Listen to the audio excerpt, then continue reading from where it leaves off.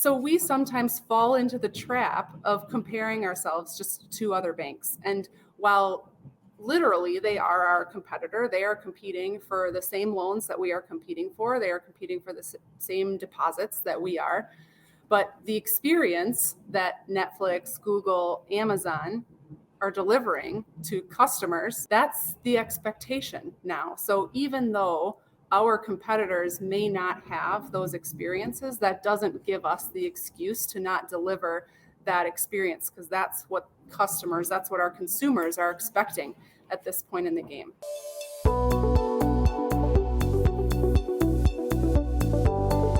Can you reward loyalty in real time? And if you can, how does it impact customer engagement, customer retention, and customer lifetime value?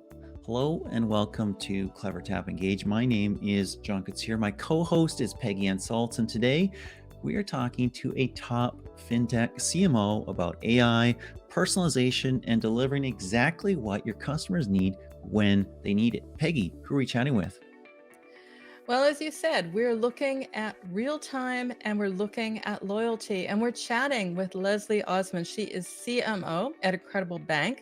And of course, that is an important sector to be looking at right now because fintech is growing.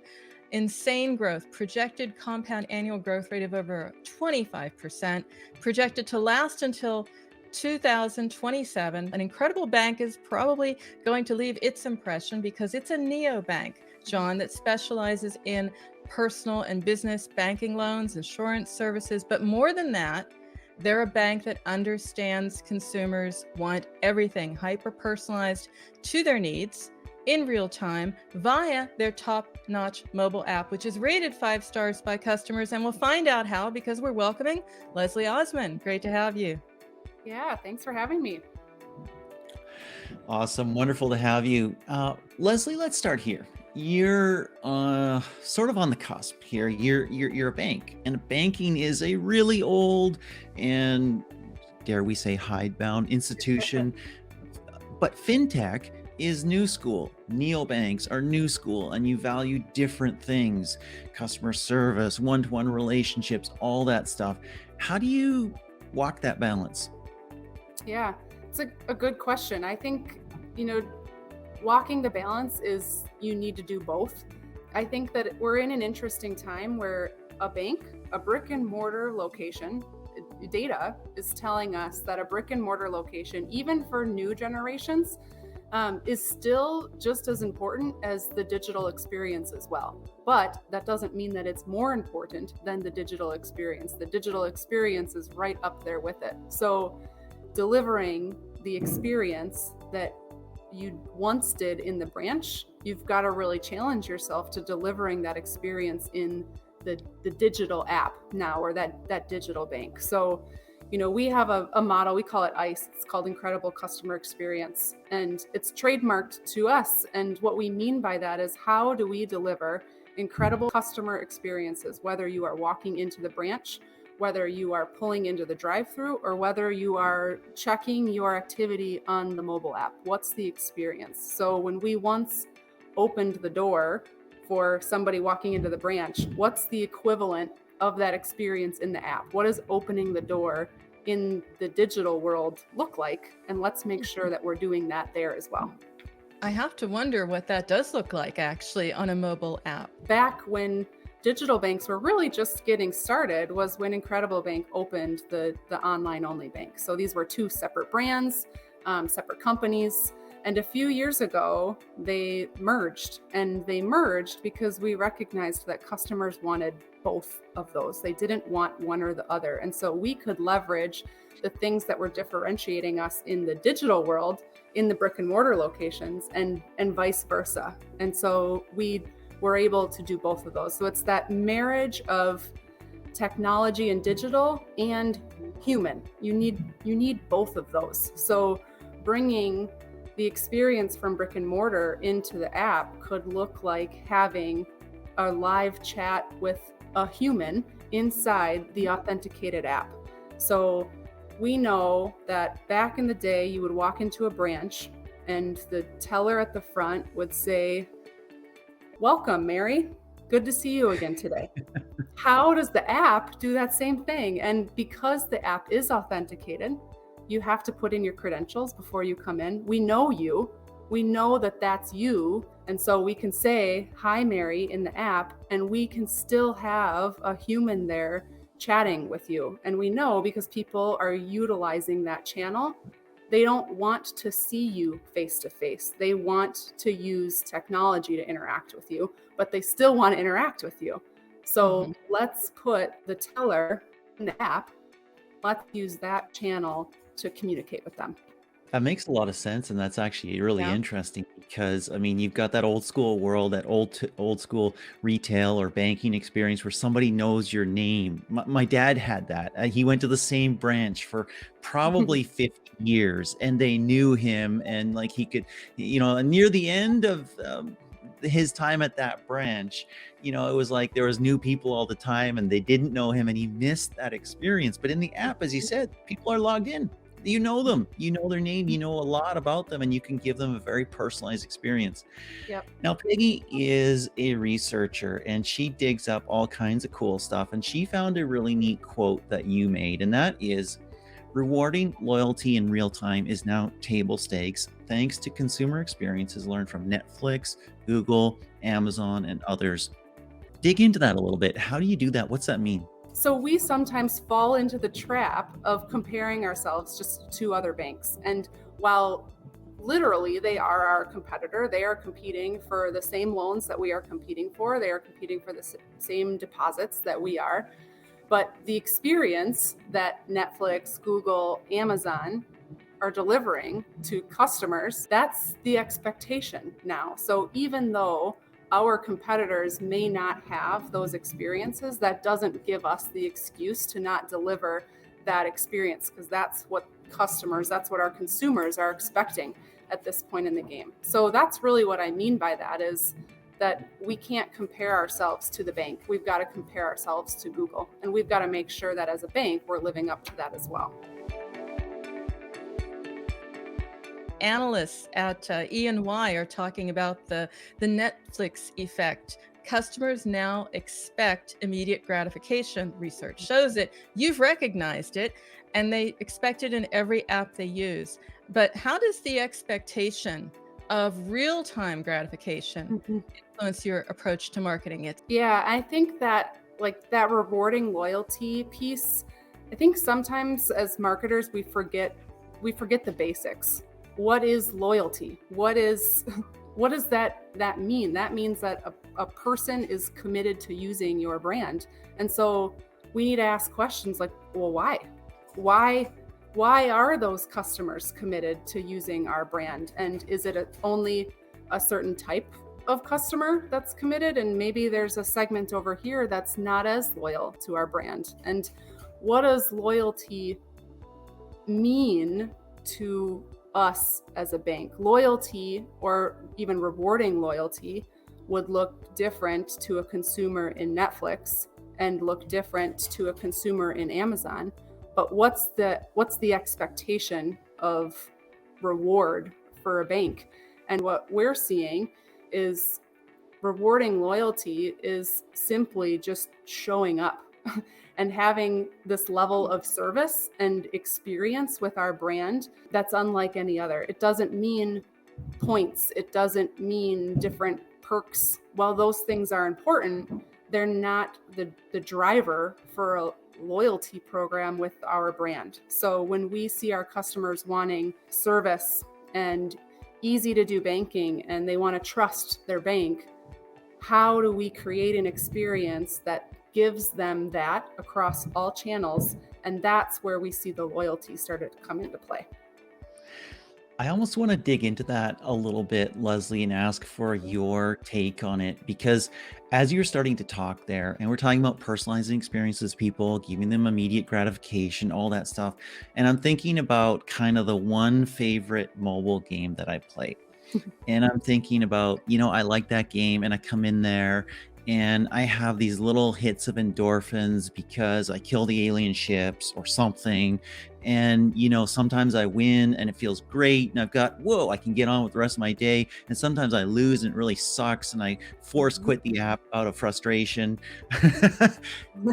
Now, we've thought about gamification in terms of other apps for years now. We really have. But you've also just brought in, look, we're a bank, right? We do want people to get immediate gratification, but I'm not sure that you want somebody that's handling your money and your mortgage to give you the same kind of immediate gratification as a mobile game. Talk about that a little bit. So I think of Netflix. The immediate gratification of Netflix is that it knows I finished my series and it knows what new show I should start next. That's the immediate gratification that I get from Netflix, is the more that I use it, the more that it knows me and the better its recommendations are for me. That's gratification.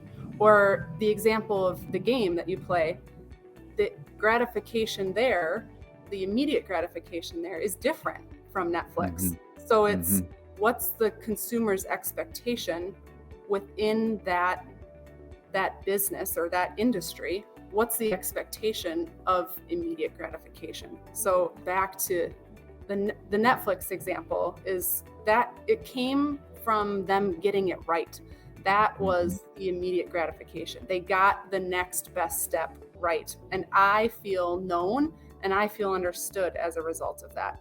So as a bank, how do we get it right? What's the next best step and getting it right? And that's where the immediate gratification is going to come from. There's absolutely nothing that's more frustrating than having an issue with your financials, right? It's a sensitive thing for people. There's, high emotions that are tied to your financials. And so there's nothing more frustrating than having an issue and picking up the phone and getting stuck in a phone tree that's got you going all over the place. There's nothing more frustrating than that. So the immediate gratification and the expectation for customers in our industry is, I want to pick up the phone and there's a human on the other end that answered my call and is getting my issue fixed or getting whatever I'm calling for resolved. That's the immediate gratification that we can see in our industry. So if we put this all together, what we're looking at is consistency. We also want convenience, as you said yourself. We want that next step. And there's also a level of context. When I do finally get someone, it all goes back to the customer expectation. And that goes back to understanding how they want to communicate with you. So I'd like you to tell me a little bit more about the channels that your audience uses and the ones that you yourself are using for your effective marketing. Yeah, you absolutely got it right. I think going back to the basics of understanding your customer, looking at the data is different than it used to be. It's letting us see a much different picture into our customers than we have ever seen before. Before, we would need to go into the solution and ask questions. We would need to ask those questions. And it was more on demographics and products and services versus behaviors and actions. And so we're understanding and knowing our customers differently than we ever have before. And so as a result of that, we've grown all of these different channels. We have in person and we have a drive-through and we have a digital app and we have social, and you have all of these different ways that our customers are communicating with us. I think it's actually really interesting being in the marketing department because we now have customers reaching out on social, which is an owned channel in marketing, asking about a loan or a question about a product that we have, or maybe they had an issue with banking. And so you see customers starting to utilize all of these different channels. And so when we're thinking about how we communicate with them on those channels, one is really understanding purpose. So I have an example. Once I was buying a car and I researched the dealership and I reached out to them online and I filled out the form and I said, I'm interested in this car. And they called me back and I didn't answer the call because I wanted to communicate through that channel. My preferred channel in that instance was online. and they utilized a different channel back to me. And so making sure that we're staying within the communication channel that our customers are choosing, and then making sure that we're again, go back to our original question was, how do we still deliver that experience across all of the channels, no matter what channel our customers are deciding to communicate with us on? So it doesn't mean that because we're in digital, we can stop doing this one over here. You've got to do all of them. And you have to make sure that you're delivering that level of experience that you've been promising your customers for years in the branch is now matched in the online world as well. Now, the question is, you have lots of channels. That's great. How do you use them? And how do you send customers messages they actually want to receive? Yeah, well, I think, again, talking about the basics is really understanding what do they want to receive. And so it goes back to understanding the different segments of your audience. What stage of life are they in? How are they utilizing your service? And make sure that you're communicating with them in a method that is appropriate for them. You know, even thinking about Netflix again, Netflix, based on my history of watching a show or a series of different types of shows, will customize even the graphic of the series to me. So the graphic of a new TV series may look different on my TV versus your TV. If you look at any one person's Netflix homepage, it won't look like your Netflix homepage. And that's because we're really trying to personalize with machine learning every aspect of it in order to get folks to continue to stream and watch and be engaged, and then to renew at the end of the month. So if we're thinking about a customer showing up in the app, they're authenticated, we know it's them, we can talk about personal information, and they're in a different headspace when they're in the app. They're managing their money, they're paying bills. It's more serious once they're in the app. And so we need to make sure that our communication style is reflective of where they are when they're in that channel. That makes a lot of sense. I mean, it's really kind of amazing, Peggy, if you think about it, because, you know, every Netflix show or every product or every company like Incredible Bank has a different set of products, has a different, or products that have different attributes that appeal to different people in different ways. And if you can customize your approach on the very same product to different people based on what they care about, that's going to be more successful to them. It's going to feel more personal. I love it. Yeah. And know where you're meeting them. You know, when someone's on social, they're a little bit more carefree when they're scrolling through Facebook versus when they're authenticated in their app and managing their money. Even if it's the same customer, you're going to communicate with them different ways in both of those channels. So we absolutely agree on the goal here, but now we're going to come to something that really fascinated me. John said, I love to research. I do. And I saw this quote, Leslie, and it was like, wow. You have said CMOs should be hyper focused on using AI to make better decisions. That's a very strong statement for CMOs. That's now their next talent they need to master, as if they didn't have enough already. So I'd like to understand that, and also how you're using AI to help you in your marketing, because the hyper personalization, I get that. That's a lot of heavy lifting. That's a lot of effort. That's a lot of data points. I love that you said a marketer's job is way harder now than it was 15 years ago, 20 years ago, way harder. Gone are the days where you throw out a billboard campaign and TV and radio and you keep your fingers crossed that it's going to work. That's not a thing anymore. Yep. That's still important. That's not to say that those things are important, but just like what we said earlier, the branch is still important and digital is still important. Traditional marketing is important and this new way of marketing is important. You can't do one or the other. And so I feel like as our jobs get harder, we can start to leverage AI to make it easier again. So if we're using AI, we can segment out our customers. We can understand our customers better than we ever have before. So while there are more channels, more personalization, you've got to be so much smarter in how you're delivering your message. AI is helping us get smarter. 5 years ago, you would ask your data program a question. Tell me the number of customers that have this product and this, and it would spit you back a list, and then you do something with that list. You can do a campaign, whatever it is that you were doing. Now, the data, the solution that we have is giving us insights that we didn't even know to ask the question for. It's more behavior and activity based versus let's ask it a question and it's going to spit an answer back. So, for example, the solution could be telling us you have a segment of customers that loves Disney. And in fact, they have kids and they take their families there usually during the holiday break. Or you have a segment of customers, maybe 70% of your small business customers are making payments towards solutions that help them invoice their clients.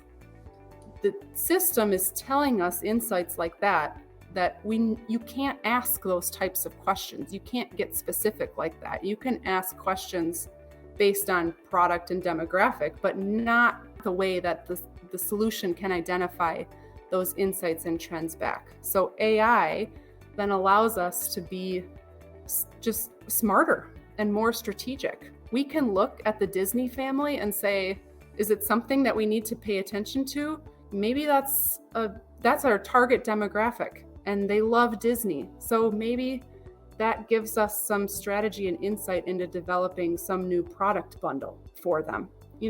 Allowing it to help drive strategic decisions of the bank, not just your advertising, not just that component of it, but what new products do we need to develop? What new solutions do we need to bring into the bank? Maybe there's an entirely new vision for the organization based off of some of the insights that you're seeing within that AI.